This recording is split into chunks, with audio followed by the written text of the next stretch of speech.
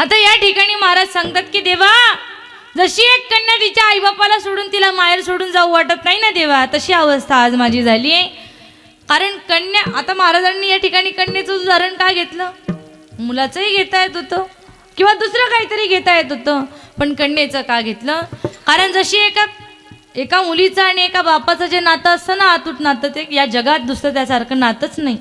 म्हणून तुकोबारायानं विचार केला की जर या ठिकाणी मी दुसरं कुठलं नातं लावलं तर ते चालणार नाही. पण जसा एक बाप तिच्या मुलीच्या वियोगानं जातो, त्यावेळेस त्या बापाला जे दुःख होतं किंवा त्या मुलीला जे दुःख होतं ना देवा, तैसे झाले माझ्या जीवा. देवा, मी नाही जगू शकत तुझ्याशिवाय.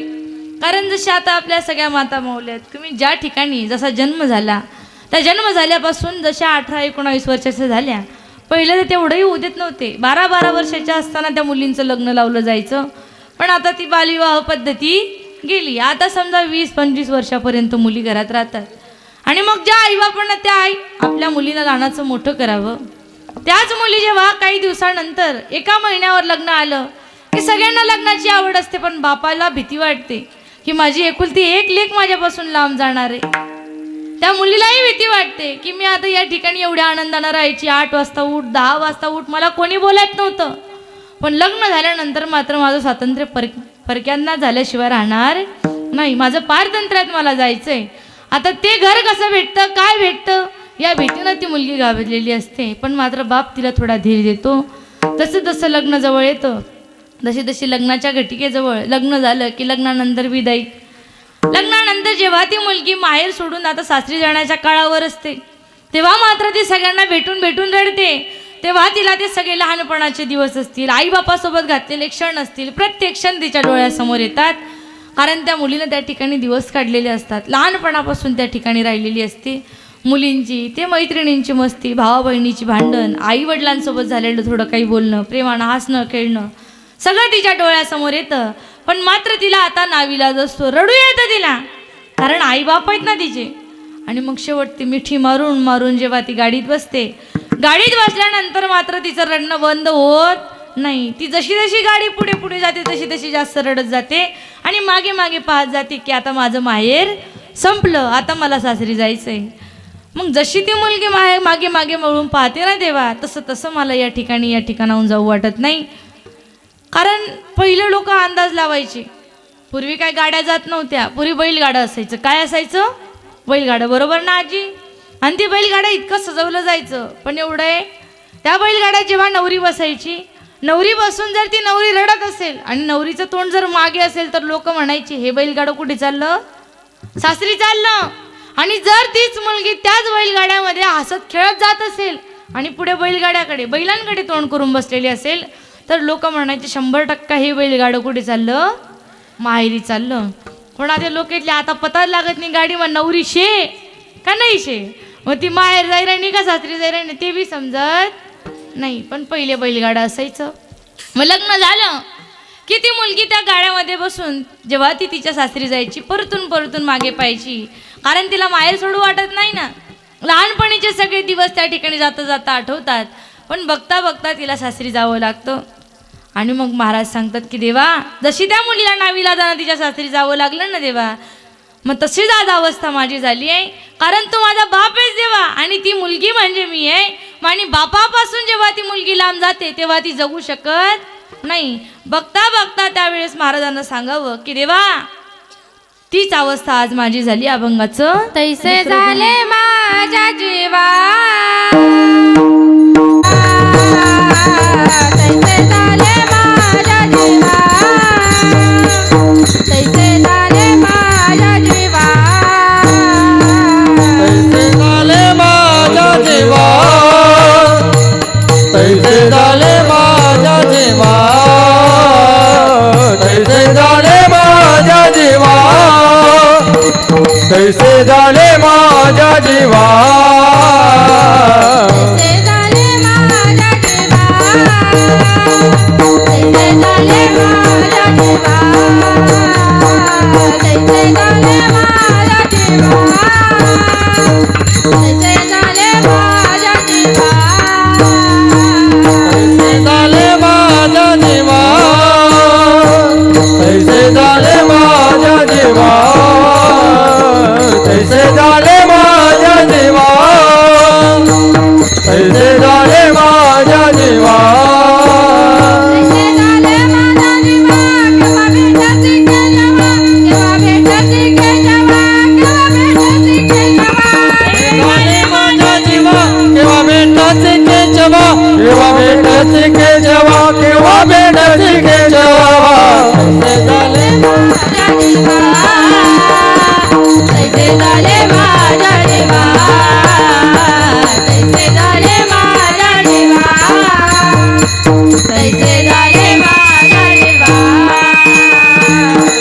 झाले माझ्या तैसे झाले माझ्या जीवा केव्हा भेटसी केशवा. महाराज सांगतात की देवा तैसे झाले माझ्या जीवा. कैसे झाले? जशी ती मुलगी तिचं माहेर सोडून सासरी गेली, पण मात्र आता तिचं सासरी मन लागत नाही. पदोपदी तिला आईबापाची आठवण येते, कारण तिचे दिवस घातलेले आहेत तिने त्या ठिकाणी, त्या आईबापामध्ये राहिलेली. पदोपदी फोन करायचा, काय करताय बाबा तुम्ही, काय करताय, काय करते ग आई तू, काय करतोयस दादा तू. रात्रंदिवस त्यांची काळजी घेणं. आणि पण पहिले मोबाईल नव्हते. पहिले जर एखाद्या मुलीचं लग्न झालं तर ती मुलगी 12-12 वर्ष माहेरी येत नव्हती. म्हणून पहिले जे संसार होते ते टिकत होते, कारण आईनं लग्नाच्या अगोदर सांगावं दग तडे जाई संयमन रावानं, आणि जर नाटके करत आठवणी तर डायरेक्ट मारी टाकसूत येवानं. आते जाई राहिणे तर थाईन मरीसन जेवानं जित्त येवानं. आणि पहिले मुली घाबरायच्या आईबापाला की आईनं घरून धमकी दिली, आणि आता जर इथून काही नाटकं करून तिथे गेली म्हणजे ती जिवंत राहू देणार नाही. म्हणून पहिले घरात किती भांडण झाली, किती शिव्या खाल्ल्या, तरी ही मुली त्या ठिकाणी नांदत होत्या. आता नांदत नाही, कारण आता माहिती ना लगीन वेगळे ती पोरतटे भिडत नाही तिथला मग फोन काय हो भिडी गई. बरोबर आहे की नाही. पदोपदी फोन कटलं कोण भिडणार मग भिडणी का फोन करीसा. फोनानं फार बिघडवलो ना तर. आणि मग लगेच आई फोनवर सांगते दग सासून संगे पहिले लुळू करीस नको, जास्त लुळू कर, तेथून सासू समजली आई काय नाही, जराशी लुळू शे. मग सासू तुला ऐकाव नाही, तुला ताबा मारा भाऊ नाही म्हणून ऐकिले. पहिला पाण्याचे एकदम कडक रावाना, एकदम वजनदार रावाना, म्हणजे सासून डायरेक्ट ब्याई जावायला पाहिजे. आणि जर आई असं सांगत असेल तर ती पोरगी कशी राहील मग पहिल्यापासूनच खटकतं सासून वहून जमत नाही. आणि त्यात मग कोण पशी जात नवरदेव, तो बिचारा पोऱ्या पशी जात, तो सांगत माईन बाजू लिहू का बाईन बाजू लिहू. माईन लिस होते बाई घर सोडून चालली जाईल, बाईनी लिस होते माय घर सोडून चालली जाईल. दोन्हीतले कसं तरी संगीत चालवणं पडस. कारण पहिले आईबापासोबत मुलींचा संबंध राहत नव्हता, म्हणून पहिले संसार चांगले राहत होते. पण आता म्हणजे आपल्या गावच्या बायांचं सांगत नाही बरं का मी, तिकडचं सांगते जिकडं तुमचं कोणीच राहत नाही तिकडचं, जिकडे नाते नाही धागे नाही दोरे नाही काही नाही तिकडचं. म्हणजे आपण पदोपदी फोन केला ना, इकडून आईनं सांगावं असं कर, तिकडून लगेच मुलींना तेच करायचं. आणि अशामुळे त्या घरांमध्ये भांडणं वाढतात. भांडणं वाढले म्हणजे मुली जास्त दिवस राहत. आता लगीन व्हायला 2-3 महिना तिथला थोडी काही लढाई वहिनी नवऱ्याने एक कानाखाली वाजवली की मुलीला लगेच बॅग भरावा घरी जावं. 3-4 दिवसात लगेच डिवोर्स झाला की नाही तलाक. आणि त्या तलाकमध्ये 2-2, 3-3 वर्ष ओढतात. मग मला सांगा 5 मिनिटाचा शब्द आहे तलाक बोलला म्हणजे होतो का तलाक. ते लग्न करायला, ते लग्न जुळवायला किती मेहनत लागलेली असते हे मात्र त्याच्या मागे पाहत. पण पहिले तसं नव्हतं. पहिले मात्र तीच माता माऊली त्या घरात शिवीगाड खायची, मारही खायची, पण त्याच घरात राहायची. पहिले सासू मारत होती, आता सासू मारत, सासू साधी बहुली जोर माराही बी मारत नाही, कारण सासूला माहिती जेवढं खावायला भेटणार ना तेवढं बी भेटाव, कारण तो खोत्या आत्याना भाऊ ऐकतीत नाही. तशामुळे सासूही थोडी घाबरते. पण पहिले मात्र तसं नव्हतं. ती मुलगी जेव्हा सासरी जाते तिला रात्रंदिवस आईची चिंता वाटते, बाबाची चिंता वाटते. पण लग्न झाल्यानंतर सुद्धा ती फक्त एका दिवसाची वाट पाहत असते. कुठल्या? रक्षाबंधन कधी येईल, भाऊबीज कधी येईल, माझा भाऊ मला कधी घ्यायला येईल, आणि मी कधी माझ्या माहेरी जाऊन माझ्या आईबाबांना डोळे भरून पाहिन असं तिला झालेलं असतं. कारण शेवटी आईबापाचं आणि तिचं जे नातं असतं जिव्हाळ्याचं ते तिला लांब राहू देत नाही. बघता बघता लग्नाला 4-5 महिने होतात. श्रावण महिना जवळ येतो. जसा जसा श्रावण जवळ येतो तशी तशी मुलीच्या कामाला चित्त लागत नाही. घरात भांडे घासता घासता थोडा काही आवाज आला की लगेच बाहेर जायचं. आला का माझा दादा? नाही आला, जाऊ दे, आज नाही आला, उद्या येईल. पुन्हा दुसऱ्या दिवशी काम करता करता आवाज आला की पुन्हा बाहेर यायचं. आला का माझा दादा? नाही आला, जाऊ दे, आज नाही आला, उद्या नाही आला, परवा तरी येईल. बघता बघता दिवस जातात. जसं जसं रक्षाबंधन जवळ जवळ येतं तशी तशी मुलीची जी उत्सुकता आहे ती वाढत जाते की आज तरी येईल, उद्या तरी येईल माझा दादा मला घ्यायला. पण भाऊ मात्र काही घ्यायला येत नाही. आणि मग सासू पाहते नेमकं हिचं चाललं काय, दररोज काम करता करता बाहेर जायचं बघायचं, हिनं काही काम मचित लागत नाही. पण शेवट मात्र दिवस उजाडतो. ती बाजूच्या एका सखीला सांगत असते की अगं सखी, सांग ना माझा भाऊ मला कधी येईल घ्यायला, मला माहेरी जायची ओढ लागली आहे, मला सांग ना माझा भाऊ कधी येणार आहे मला घ्यायला. आणि पूर्वी गाडी असायची पण मोटरसायकल नाही, 4 व्हीलर नाही, पूर्वी बैलगाडा असायचं. आणि त्या बैलगाड्याला मस्त घुंगरू लावले जायचे. आणि मग तो भाऊ कोणाला घ्यायला जायचा, मुरारी म्हणायची त्याला. आणि मग तो बहिणीला घ्यायला जायचा. मग ती तिच्या सखीला सांगते की सांग ना कधी येईल माझा भाऊ मला भेटायला. गाडी घुंगराची घेऊन बंधू माझा येणार राखीच्या सणाला मला माहेरी नेईल कधी होणार आहे देवा, कारण मी जगू नाही शकत देवा तुझ्याशिवाय.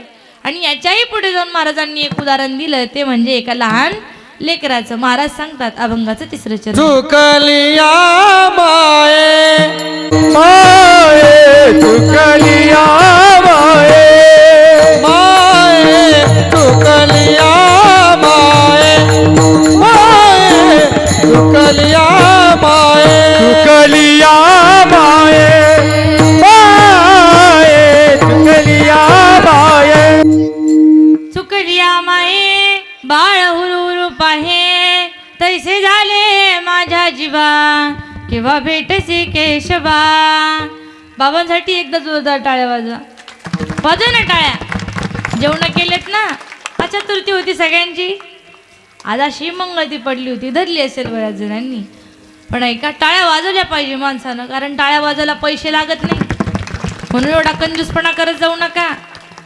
असो तर मग तुकोबाराय सांगतात की देवा, जसं एखाद्या गर्दीमध्ये एखादं लहान लेकरू त्याच्या आईपासून लांब गेलं की ते जसं आईशिवाय जगू शकत नाही.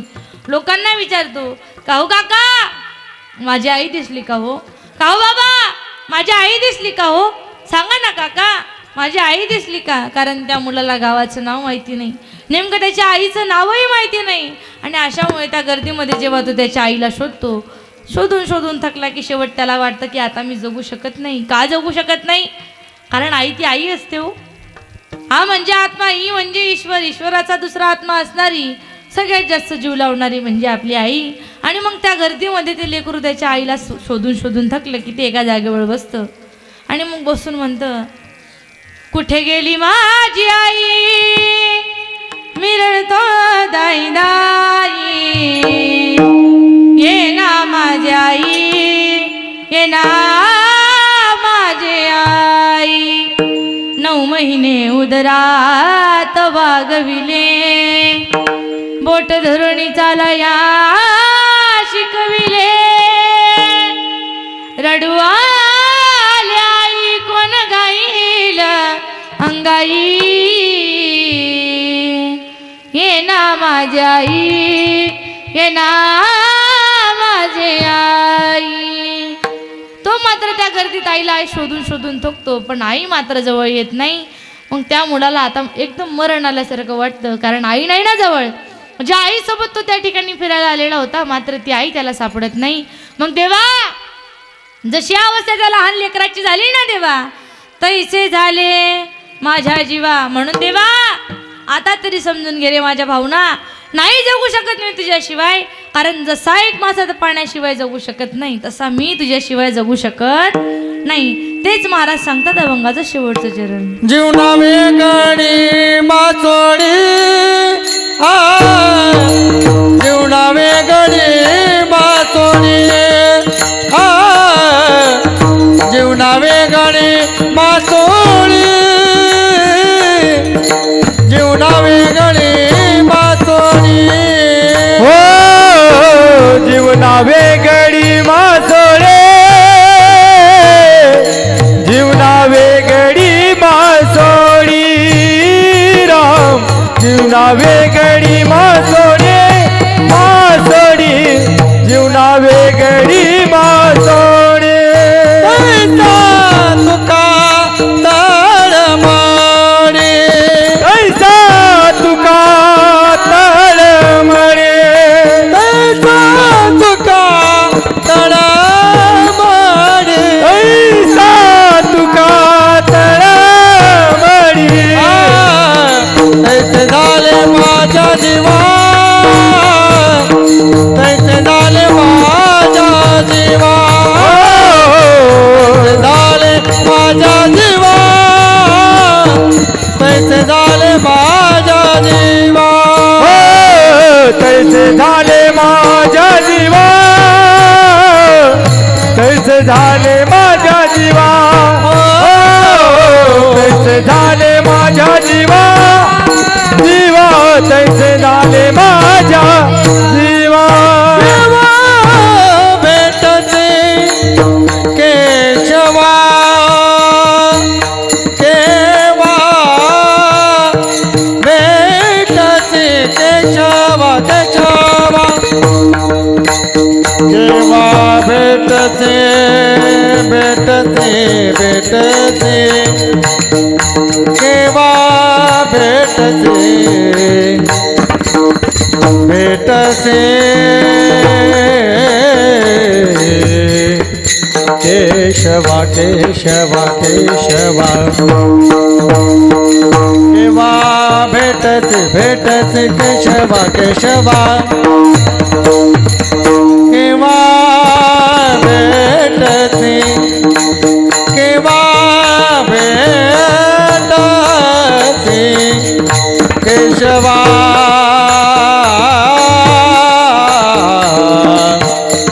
केव्हा भेटते केशवा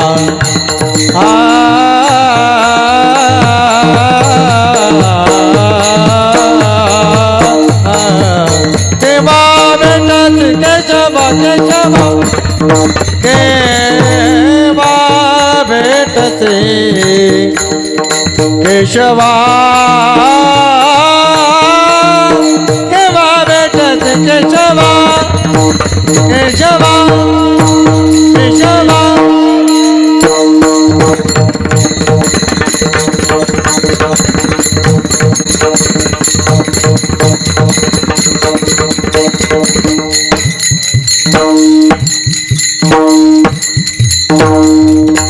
विठ्ठल नामाची शाळा भरली विठ्ठल नामाची शाळा भरली शाळा चिकताना तान बुक हरली रे शाळा चिकताना तान बुक हरली रे विठ्ठल नामाची शाळा भरली विठ्ठल नामाची शाळा भरली केव्हा भेटते केव्हा केव्हा भेटची भेटची केशवा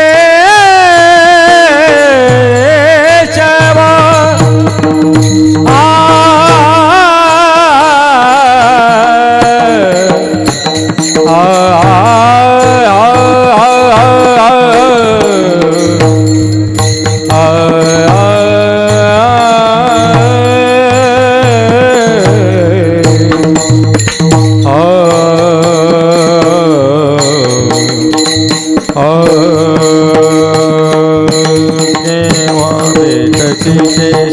केशवा केशवा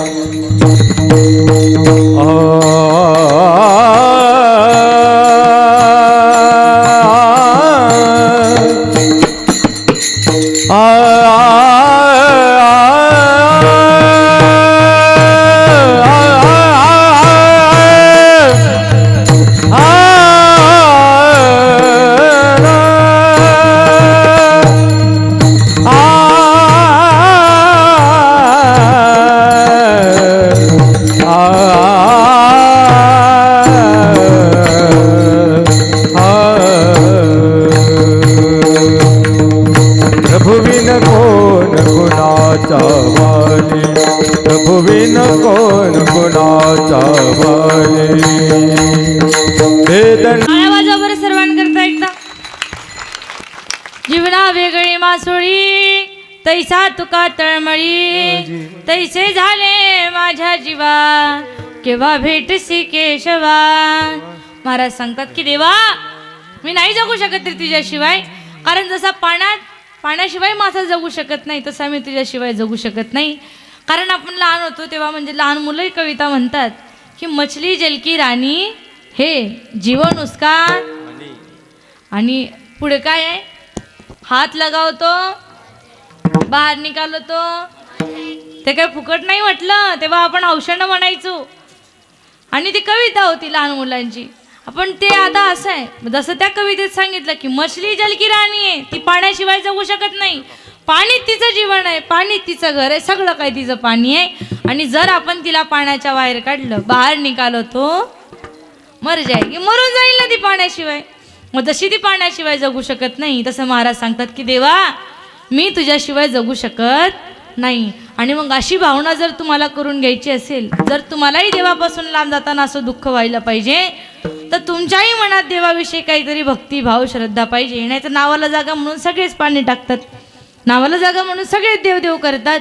पण आपण जर मनापासून देवाला हाक मारली, भावनेनं देवाला हाक मारली, म्हणजे देव भेटल्याशिवाय राहणार नाही.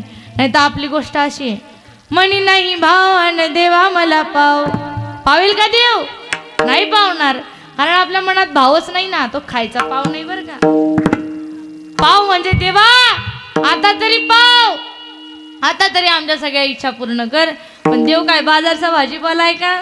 ते ऐकलंच आहे तुम्ही गीत. मग मला सांगा, मग देवाला जर तुम्हाला प्राप्त करायचं असेल ना, तर फक्त मनात काय पाहिजे? भाव पाहिजे. मी तुम्हाला 3 गोष्टी सांगते, तेवढ्या लक्षात ठेवा. एक म्हणजे समाज जिंकायचा असेल तर आपल्यामध्ये कला पाहिजे. काय पाहिजे? समाज जिंकायचा असेल तर आपल्यात कला पाहिजे. शत्रूला जिंकायचं असेल तर काय पाहिजे? कपट पाहिजे. ज्याच्या मनात कपट असलं तो शत्रूवर विजय पाहू शकतो. झालं. आता तिसरं म्हणजे ज्याला देवाला प्राप्त करायचं असेल किंवा ज्याला देव जिंकायचा असेल, त्याच्या मनामध्ये काय पाहिजे? भाव पाहिजे. म्हणून आता तरी ऐका, भावनेनं देवाला हाक मारा. ज्या दिवशी तुम्ही देवाची भावनेनं सेवा केली, त्या दिवशी खरोखर तुमच्या इच्छा पूर्ण झाल्याशिवाय राहणार नाही. भावे गावे गीत, भावे गावे गीत, भावे गावे गीत, भावे गावे गीत, गावे गीत भावे गावे गीत, भावे गावे गीत भावे गावे गीत.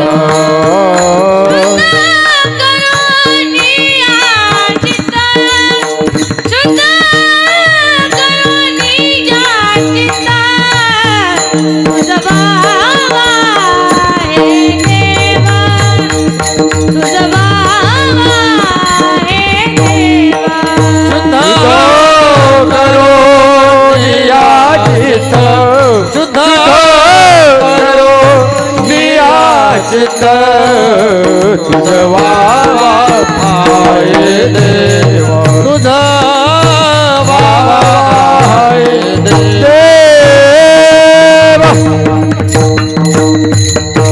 म्हणून आता तरी ऐका, भावे गावे गीत, भावे गावे गीत. गायचंय ना, फक्त भावनेनं देवाचं नाम घ्या. कारण ज्यानं भावनेनं देवाला हाक मारली त्याला देव प्रसन्न झाल्याशिवाय राहत नाही. म्हणून करायचं ना, एकच करा, कारण जेणेकरून तुमचा आणि आपला उद्धार झाला पाहिजे.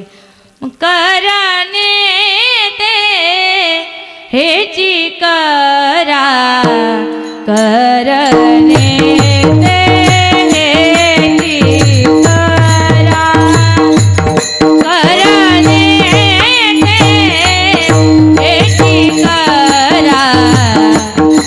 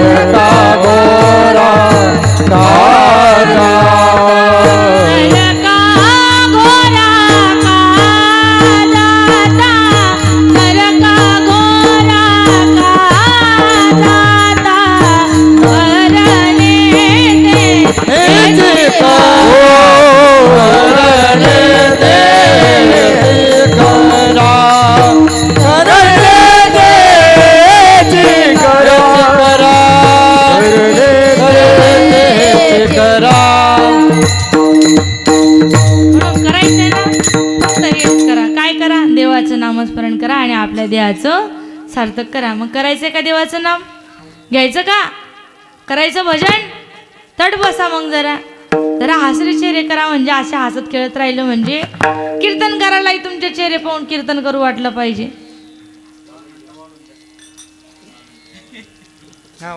कीर्तन करत चला, जेणेकरून तुमचा आणि माझा उद्धार झाला पाहिजे, की ज्यांनी हा सप्ताह नियोजन केला त्यांचाही उद्धार झाला पाहिजे. आणि आपण कीर्तनात आलो म्हणजे कीर्तनात हसण्याची रडण्याची अपेक्षा करतो, पण ही अपेक्षा ठेवूच नाही.